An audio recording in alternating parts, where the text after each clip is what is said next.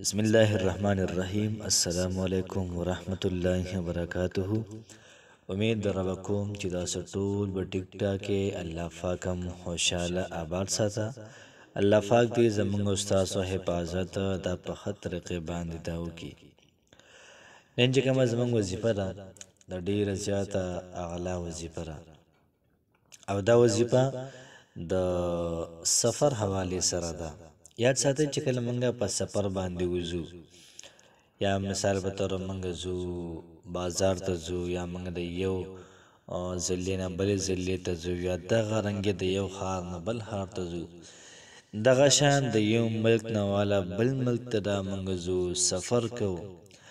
یاد ساتئ چې سفر ته ډیر زیات ګران کار دی. زه تاسو ته په دې ویډیو کې درې خبرې کوم. یو دا چې سفر لپاره مونږ کوم وځو نو کومه دعا وایو، بل دا چې په سفر کې به نه ستړي کېږو د هغې لپاره بېله دعا، او دغه رنګې زموږ د جان زموږ د مال زموږ د عزت حفاظت لپاره د هغې لپاره ته بېله وظیفه وایم. انشاءالله العزیز ویډیو یوه ده، وظیفې پکې محترمو دا ډېرې دي او ډېر زبردسته ویډیو ده. یاد ساتئ چې کله مونږه په سفر باندې وځو دلته کور که مور هم پریشانه وي، خویندې هم پریشانه وي، ښځه بچي هم پریشانه وي چې دا به څنګه په سفر باندې ځي. کم سړی چې ځي هغه هم پریشانه وي چې دا څنګه چلی دا خو دا سفر سم غټ سخت ښکاري. مطلب به دا وي که نه چې یو ورځ سفر دی، دوه ورځې درې ورځې سفر دی، دا به سم ستړی شي او په خپله هم دا سوچ کوي چې دا ډېر زیات اوږد سفر دی چې څه به کېږي. ځان سره ګوتې موتې هم راوالې کړو چې د الټۍ مولټۍ راځي، نو پوره سیسټم ځان لره برابر کړي د هر سره پاره.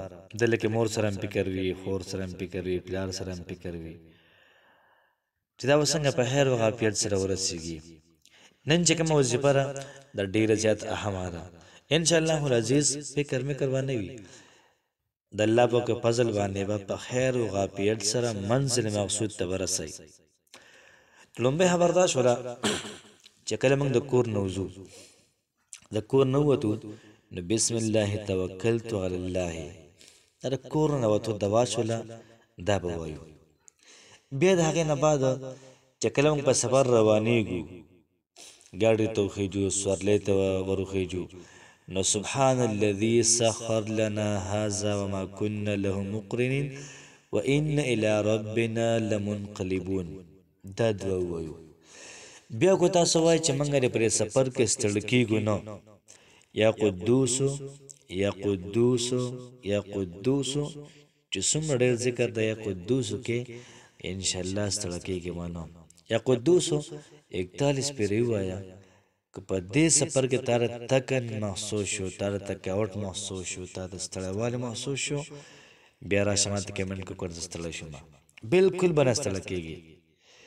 او کته وی چې زما د مال زما د جان زما د عزت حفاظت ته بری سفر کې وشي، نو چې کله ګاډي ته وخېږي یا کله جهاز ته وخېږي لا اله الا الله لا اله الا الله لا اله الا الله درې پیری او لا اله الا انت سبحانك اني كنت من الظالمين دام درې پیری.